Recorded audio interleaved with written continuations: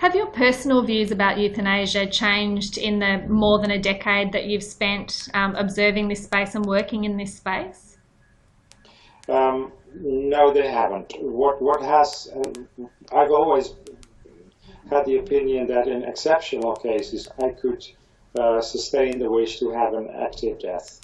However, what has changed is that I was in the beginning convinced that a euthanasia law in the way we had it in the Netherlands would be a respectful compromise offering sufficient safeguards for a stable and transparent situation.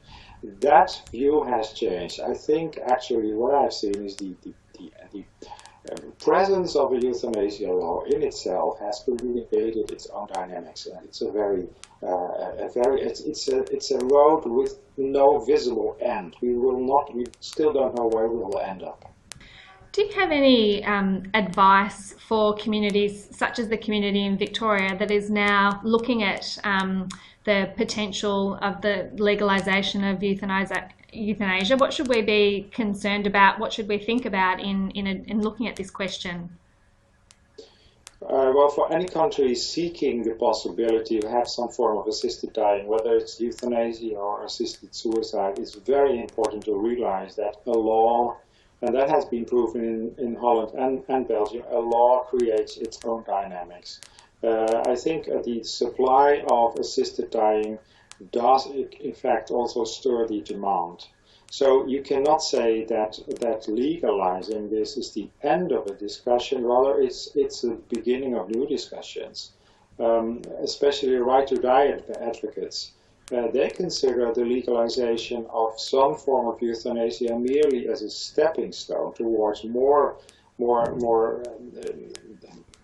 liberal practices. So don't think that this will be the end of a discussion. It will only start more discussions. And has that been the experience in the Netherlands, that you started with quite a confined set of circumstances where people could access euthanasia, and that's actually grown over time? Yes, yeah, that's the experience. The experience is that the context of the euthanasia law, and we are talking about the 80s and the 90s, the context was unbearable suffering in the context of cancer or other terminal diseases.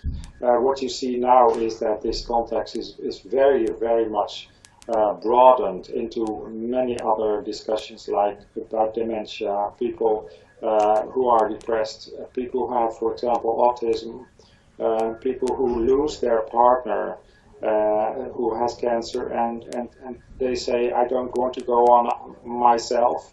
So all kinds of developments clearly have occurred.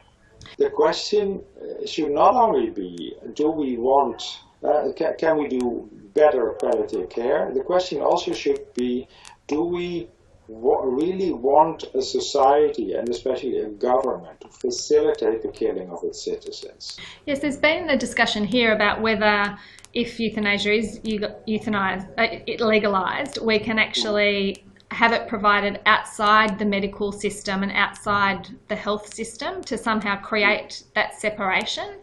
Do you think that's a feasible approach? I wish we would have done that, yes. Don't have doctors do it.